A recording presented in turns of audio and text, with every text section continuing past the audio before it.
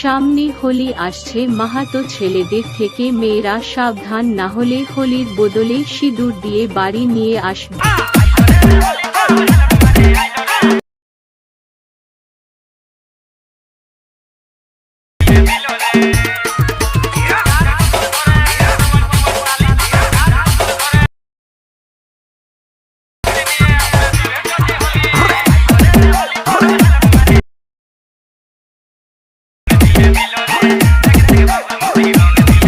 यार बस एक ही चीज कहूंगा कि अगर ये वीडियो आपको जरा सी भी अच्छी लगे तो प्लीज यार इस वीडियो को लाइक करना, और जिन लोगों ने पहले से सब्सक्राइब कर रखा है उनको दिल से सलाम, और जिन्होंने सब्सक्राइब नहीं किया है वो प्लीज चैनल को सब्सक्राइब कर ले।